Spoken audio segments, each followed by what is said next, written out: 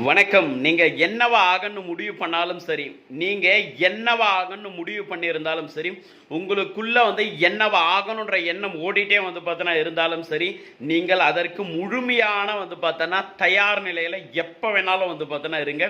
24 மணி நேரமும் பார்த்தோன்னா இருங்க. தூக்கத்துல எழுப்பி கேட்டாலும் அதற்குண்டான அந்த தயார் நிலையில பார்த்தோன்னா இருங்க.